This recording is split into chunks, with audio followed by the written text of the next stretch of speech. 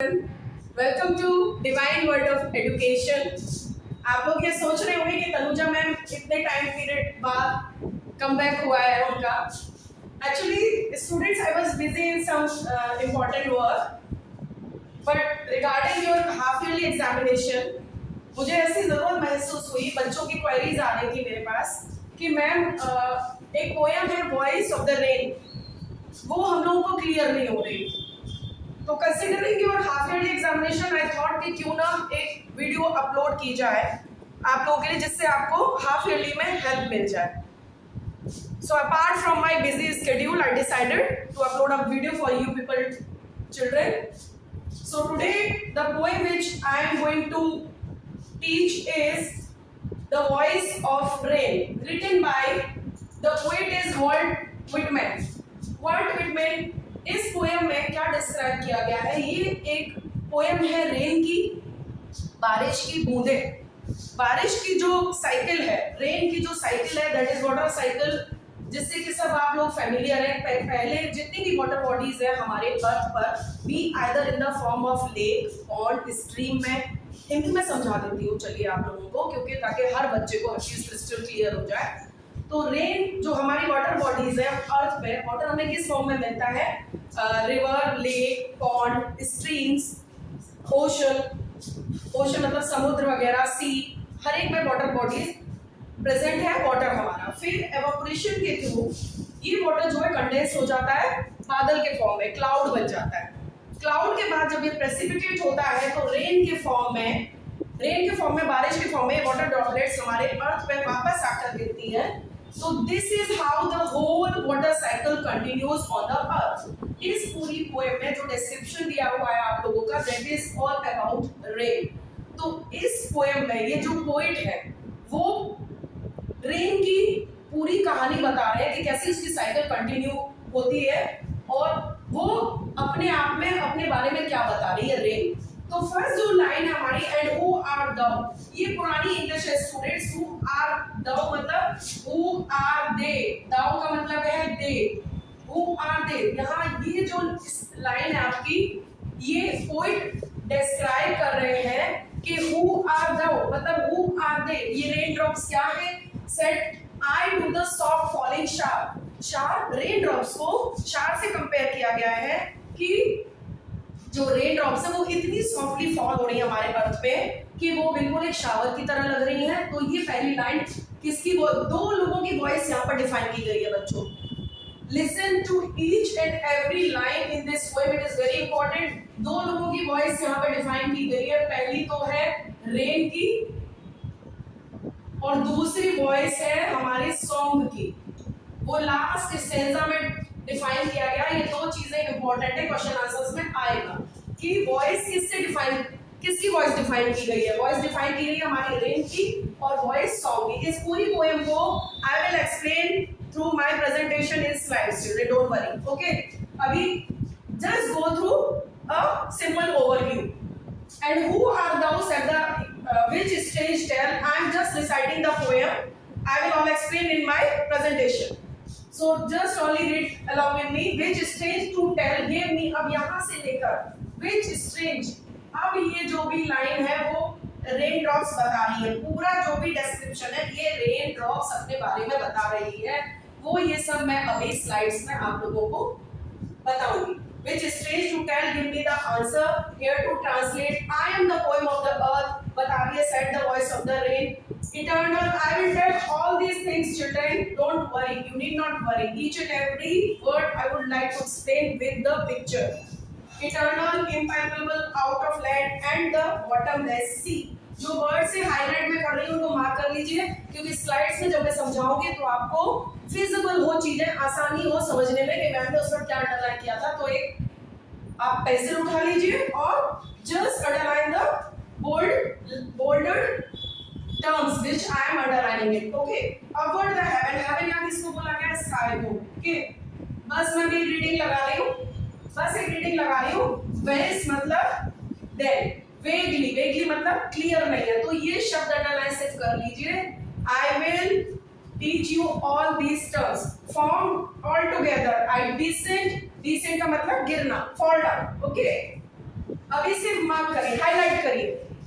To लेव मतलब बेद करना, नहाना। जैसे शावर के नीचे आप नहाते हैं, ऐसी बारिश की बूंदें जो है वो नहला देती हैं पूरी जमीन को। Bathe the ground. Atomies, dust layers, and all that in them without me were seeds only latent, unborn, and forever by day and night, I give back life to my own origin and make pure and beautify it. अब आप ये सोच रहे होंगे कि ma'am ने ये जो टर्म्स, ये जो लाइन है लास्ट वाली, ये क्यों रेड पेन से मार्क करी है? ज्यादातर बच्चों पोयम में एक चीज आप नोटिस करिएगा कि कुछ लाइंस होती है वो ब्रैकेट में मार्क करी जाती हैं। क्यों? ये मेनली पोइट के द्वारा की जाती है कि ये उनका अपना ऑब्जर्वेशन है, उनका अपना ऑब्जर्वेशन है। इसको आप लिख लीजिए, this is their observation. Okay, यहाँ पोयम में नहीं है, ना तो पोयम में लिखा गया है, ना ही ये पोयम की कोई लाइन है, पर ये ब्रैकेट में इसलिए दी गई है कि ये पोएट का अपना ऑब्जर्वेशन है, उनका क्या ओपिनियन है। This I will explain you in presentation. Okay, ये पोएटिक डिवाइसेस है, बस समझ लीजिए पहले, आप सारी चीजें क्लियर करिए। Personification first, metaphor and poem of the earth, parallelism song, hyperbolic क्या है, बॉटमलेस सी, इमेजरी क्या है, सॉफ्ट फॉलिंग शावर। अभी आप लोग सोच रहे होंगे मैम ने इतना कुछ जल्दी एक्सप्लेन किया है कि हमारे कुछ पल्ले नहीं पड़ा भाई, सब सर से ऊपर चला गया। But don't worry, I am here for you to explain each and every line of the poem with the presentation. Okay, let's start a poem. So here today we will discuss the poem, the Hornbill poem, The Voice of the Rain, written by Walt Whitman.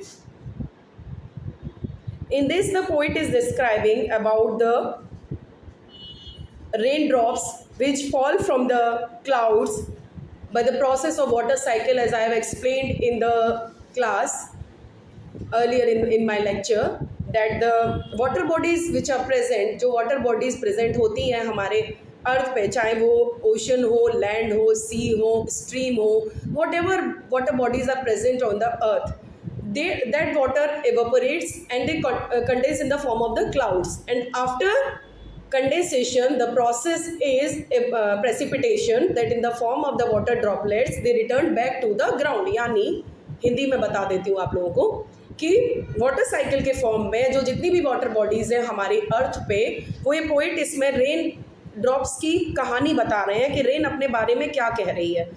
वो आगे मैं poem की एक एक line में बच्चों आपको describe करूँगी।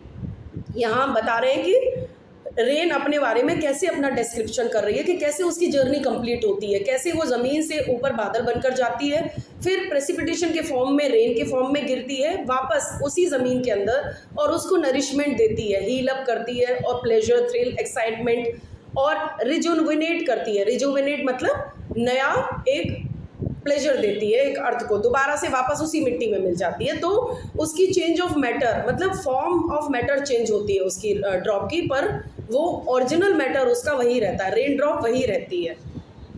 सो yes, we start the end the poem. And who are thou, यानी ये पोएट जो है वो रेन ड्रॉप से कह रहे हैं हमारे, हु आर, ये पुरानी इंग्लिश है स्टूडेंट्स, तुम कौन हो, who are thou, thou means you, who are you, raindrop तुम कौन हो, said I to the soft falling shower. तो who is here soft falling shower, मतलब वो रेन ड्रॉप को बोल रहे हैं जो बहुत धीमी धीमी मध्यम मध्यम सी वॉइस से नीचे गिर रही है, उससे ये पोइट कह रहे हैं। तो फर्स्ट लाइन में हमारा पोइट का डिस्क्रिप्शन है कि वो रेन ड्रॉप के बारे में क्या कह रहे हैं। अब यहाँ से जो अगली लाइन्स हैं, आगे के जो भी स्टेंजाज है पोएम में, वो सारी अब पोएम अपने बारे में बताएगी। With strange to tell give me an answer, यानी पोइट कह रहे हैं स्ट्रेंज मतलब बहुत डिफ़िकल्ट था बताना, give me an answer as here translator, जैसा कि उस रेन ड्रॉप ने बताया, I am the poem of the earth. So who is the poem, here is the rain, rain is the poem of the earth. ये जो बारिश है वो अर्थ की एक पोएम, एक सॉन्ग का काम करती है। जैसे सॉन्ग जब किसी संगीतकार के दिल से निकलता है तो वो पूरी दुनिया में चारों तरफ फैलता है। अब उसको पसंद करना ना पसंद करना ये सुनने वाले के ऊपर डिपेंड करता है। ऐसी रेन का जो मानना है कि मेरा काम है बरसना, कोई पसंद करे, किसी को मैं पसंद आऊँगी, किसी को नहीं आऊँगी, पुराने टाइम में दिस पोएम इज दो तरह की वॉइस यहाँ बच्चों कंसिडर करी गई हैं। एक तो वॉइस ऑफ द रेन और voice of the song. Rain को कंपेयर किया गया है सॉन्ग से, कि पुराने ज़माने में किशोर कुमार के सॉन्ग्स होते थे, ठीक, बट आज की जनरेशन हनी सिंह के गाने पसंद करती है, अरिजीत सिंह के गाने पसंद करती है। तो बट जो सॉन्ग जो है, सॉन्ग पूरी दुनिया में फैलता है, ये पसंद करना ना पसंद करना ये इंसान के ऊपर डिपेंड करता है। ऐसे ही रेन का मानना है कि मैं तो बरसूंगी, अब किसी के लिए मैं फ्रूटफुल भी हूँ और किसी के लिए नहीं भी हूँ। जैसे फ्लड्स आ जाते हैं, बहुत सी जगह बारिश का ज़्यादा होना भी खतरनाक होता है। And set the voice of the rain, ये वॉइस कह रही है रेन की। इटर्नल, इटर्नल मतलब ever lasting. Children right the meaning, ever lasting, कभी न ख़त्म होने वाली, यानी ये जो बारिश की बूंदें हैं वो कभी न ख़त्म होने वाली है। और इम्पैल्पेबल, इम्पैल्पेबल का मतलब है जिसको छुआ ना जा सके। आप लोगों के आसपास वाटर वेपर है, जो एयर में डस्ट पार्टिकल्स हैं, क्या वो हम छू सकते हैं? क्या वो वाटर वेपर जो ह्यूमिडिटी है, इन दिनों बारिश के मौसम में उमस होती है, can we only feel it, हम फील करते हैं, बस वो छू तो नहीं सकते। ऐसे ही वाटर वेपर हैं जो भी है वो इम्पैल्पेबल है। वो ऊपर जब उड़ती हैं, जब वो क्लाउड फॉर्म होती हैं वाटर वेपर, तो हम उन्हें महसूस कर सकते हैं पर उन्हें छू नहीं सकते, तो वो इटर्नल है। रेन कह रही है आई राइज, वो ऊपर उठती है, आउट ऑफ द लैंड, ज़मीन से ऊपर उठती है, एंड द बॉटमलेस सी, और कहाँ से उठती है ये पानी की बारिश की बूंदें, मैंने बताया था शुरुआत में, ये लैंड पे जितनी भी वाटर बॉडीज़ हैं सबसे ऊपर जाती हैं ये, ठीक। अब यहाँ बोल रहे हैं कि बॉटमलेस सी, जो हमारा समुद्र है जिसका कोई बॉटम नहीं है, एंडलेस है। ओशन जो सी हमारा एंडलेस है, उसका बेस इतना गहरा है कि उसका कोई छोर ही नहीं है। ये वाटर साइकिल चिल्ड्रन मैंने शो किया पिक्चर के थ्रू, कि पहले वाटर बॉडीज़ के थ्रू हमारा जहाँ जहाँ अर्थ पर वाटर कलेक्ट है वो एवोपरेट हुआ सूर्य की गर्मी से, फिर वो कंडेंस हुआ इन द फॉर्म ऑफ क्लाउड, बादल बने, फिर वो प्रेसिपिटेट होके बारिश के रूप में ज़मीन पर गिरा, और ये हमारे क्लाउड्स का फॉर्मेशन हुआ। और ये जो झरने हैं, चाहे समुद्र है, वहाँ से पानी हमारा गिर रहा है। चलो moving forward, upward to the heaven. Upward to the heaven मतलब यहाँ हेवन किसको बोला गया? स्काई को, यानी आसमान में ये जो वाटर वेपर है वो ऊपर जा रही है। व्हेन वेगली, जब वेगली मतलब नॉट क्लियर, कोई चीज़ बहुत धुंधली है, नॉट क्लियर जो क्लियर नहीं है। फॉर्म्ड ऑल टुगेदर चेंज, अब ये जो वाटर वेपर है, जो भी डस्ट पार्टिकल्स हैं, हमारे डस्ट पार्टिकल्स जितने भी हैं जो एनवायरनमेंट में फैले हुए हैं, वो बिल्कुल धुंधले हैं, क्लियर नहीं है वो हमको। Formed all together changed and yet the same, I descend, फिर मैं क्या है? गिरती हूँ। Descend means to fall down, फिर मैं गिरती हूँ। टू लेव मतलब बात, मैं नहला देती हूँ अपनी बूंदों से, किसको? ड्राउट को। ये जो बंजर पड़ी ज़मीन, सूखा ज़मीन है, ये पिक्चर में मैंने दिखाया है, सूखा जो ज़मीन पड़ी हुई है। एटमीज मतलब smallest particles of atoms present in the air, हवा में जो छोटे छोटे कण हैं वो प्रेजेंट है, उनको भी मैं भिगो देती हूँ। Dust layers of the globe मतलब जो अर्थ पे जितनी भी डस्ट की लेयर्स हैं उनको सबको मैं साफ कर देती हूँ, और एनवायरनमेंट को, ग्लोब को, जो हमारा अर्थ है वो तो नीट एंड क्लीन कर देती हूँ, अर्थ को नीट एंड क्लीन कर देती हूँ। Children write the summary in the form of pointer के फॉर्म में आप लिख लीजिए अपनी नोटबुक में। It will be feasible for you in the examination time to revise it. And all that in them without me were the seeds, अब जो बंजर ज़मीन पड़ी हुई है बिना बारिश के, जो सीड्स हैं जो उसके बीच में दबी हुई पड़ी हैं, जब उन पर बारिश की बूंदें गिरेंगी तो उनको नया जीवन मिलेगा, स्प्राउट होगी, वो जर्मिनेट होंगी। And all that in them without me were the seeds only latent unborn, जो अनबॉर्न सीड्स थी जो अब तक पैदा नहीं हुई थी वो जर्मिनेट हो जाएंगी फिर से। And okay, so here now next para, and for ever, और हमेशा बाय डे एंड नाइट, और मैं बारिश ऐसे ही बरसती रहूँगी दिन और रात में। I give back to my own origin, और मेरा स्टेट ऑफ फॉर्म चेंज होगा, मतलब मैं लिक्विड हूँ, फिर मैं गैसेस फॉर्म में चेंज हुई, क्लाउड फॉर्म में, फिर प्रेसिपिटेट हुई, रेन बनी, बारिश बनी, लेकिन मेरा जो ओरिजिनल चीज़ है लिक्विड यानी पानी की बूंद, वो आइडेंटिटी तो सेम ही रहेगी, ठीक है, भले ही मैं फॉर्म अलग अलग बदल लूँ पर मेरा ओरिजिन है वो सेम ही रहेगा जो शुरुआत में था। And make pure and beautify it, और ये जो अर्थ है इसको मैंने बहुत ब्यूटीफुल कर दिया है, क्योंकि चारों तरफ बारिश के आ जाने से चारों तरफ देखते हैं हम लोग कि कितना नेचर में ब्यूटी आ जाती है, चारों तरफ हरियाली आ जाती है। ये इस पूरी पोएम में आपको बताया गया है। ये था पूरी पोएम के बारे में सारा डिस्क्रिप्शन। अब एक चीज़ और children, one more thing I want to tell you कि फॉर ये जो लाइन है हमारी ब्रैकेट में दी गई है, ये क्यों दी गई है पोइट ने। ज़्यादातर पोएम में पोइट जो है ये अपना ऑब्जर्वेशन बताते हैं कि इस पोएम में जो रेन को है वो एक सॉन्ग से कंपेयर किया गया है कि रेन इज़ जस्ट लाइक अ गाने की तरह, जैसे वो खुशी फैला देती है बरसात आके हमारी पृथ्वी पर, हमारे अर्थ पर, ऐसी अगर सॉन्ग है जब वो किसी के दिल से निकलता है, किसी सिंगर के अंदर से आवाज़ निकलती है तो वो फैलती है पूरी दुनिया में, चारों तरफ फैलती है। अब किसी को पसंद न करना वो उस इंडिविजुअल के ऊपर डिपेंड करता है। For song issuing from its birth place, जहाँ से वो निकलता है, आफ्टर फुलफिलमेंट और वॉन्डरिंग, लेकिन वो सुनने वाले को सुकून देती है, उसको क्या करती है, थ्रिल करती है, उसको क्या करती है, प्लेजर देती है, और उसको क्या करती है, रिजुविनेट करती है सुनने वाले इंसान को।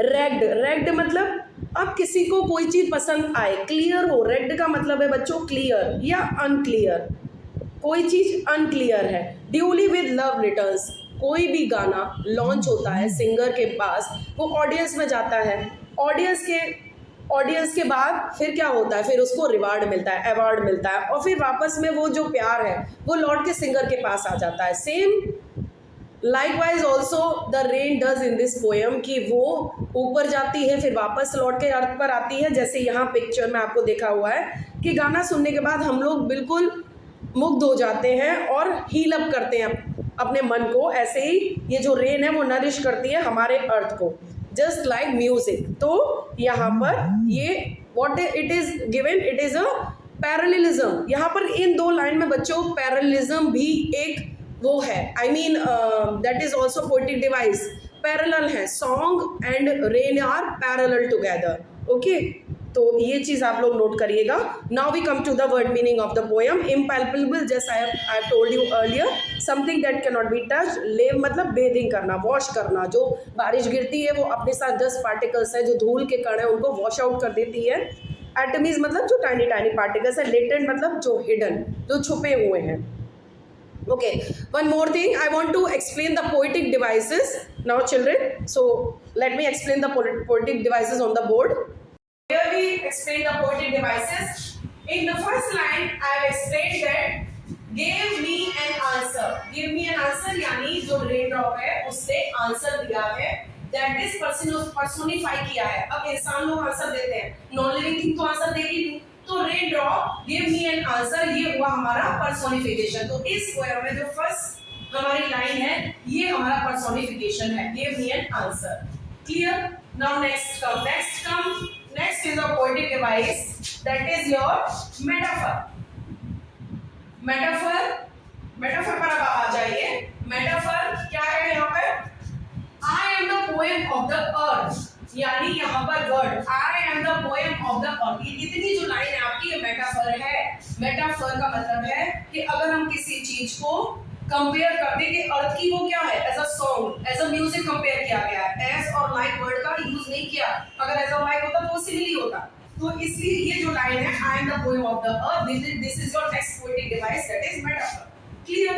Now we come to a third poetic device, that is your parallelism. What is parallelism? Parallelism मतलब जो रेन को है एक सॉन्ग के साथ पैरेलली कंपेयर किया गया है। ओके, सॉन्ग, द वर्ड देखिए सॉन्ग कहाँ पर हमारा आया है, look here, where it is, let me conclude it. Song जो हमारा वर्ड है, next poetic devices parallelism. Parallelism मतलब सॉन्ग, रेन को सॉन्ग के साथ हमने पैरेलली कंपेयर किया गया है, कि जैसे बारिश को म्यूजिक से कंपेयर किया गया है सॉन्ग से। So next poetic device is a parallelism. Now to come a fourth poetic device, that is hyperbole. Hyperbole क्या होता है बच्चों? हाइपरबोली, इस पोएम में जो वर्ड हमारा आया है hyperbole, that is your bottomless sea. Bottomless sea मतलब ये आपका जो वर्ड आया बॉटमलेस, सी दिस। बॉटमलेस यानी किसी चीज को बढ़ा चढ़ा के कहना। क्या कोई सी बॉटमलेस हो सकती है? किसी न किसी का कोई बेस तो होता है ना। तो जब हम किसी बात को बढ़ा चढ़ा के कहते हैं तो वो होता है हाइपरबोली। तो नेक्स्ट पोएटिक डिवाइसेस इज इस पोएम में है bottomless sea, that is hyperbole. Now we come to the next poetic device, that is your imagery. यानी यहाँ जो पोएट है वो इमेजिन कर रहे हैं। इमेजिन क्या कर रहे हैं कि जो बारिश की बूंदें हैं वो भीनी भीनी हल्की हल्की एक शावर की तरह गिर रही है। Okay, soft falling shower. Imagine कर रहे हैं, मतलब हम इमेजिन ही कर सकते हैं, छू तो नहीं सकते उस चीज को, इमेजिन ही कर रहे हैं सॉफ्ट फॉलिंग, जैसे हल्की हल्की भीनी भीनी बारिश गिर रही है, दैट इज योर इमेजिन। तो ये हो गया हमारा next poetic device. So children, this is all about today's poem. Now tell me one thing, is everything crystal clear to you all? मुझे लगता है शायद स्लाइड्स के थ्रू या प्रेजेंटेशन के थ्रू या जो भी मैंने एक्सप्लेनेशन दिया है आपको सारी चीजें क्लियर हो गई होगी और आपके इतना आपके एग्जामिनेशन पॉइंट ऑफ व्यू से क्लियर है। रही बात क्वेश्चन आंसर्स की या whatever it is, I will provide note later on. Right now I am busy with some work children. I will provide notes regarding each and every chapter. After completing the entire syllabus of class 11, first I am completing Hornbill, then snapshot, then I will take grammar. My target was to take a grammar session on a topic, but consider क्या मुझे लगा कि शायद बच्चों को इस poem के explanation की जरूरत है। पहली राह नहीं थी मेरे पास, तो मैंने सोचा कि चलो पहले मैं इसको डिस्कस कर देती हूँ आप लोगों के साथ। Okay, so this is all about today's session. Okay, thank you so much children. So please do like, share and subscribe Divine Word of Education. Thank you.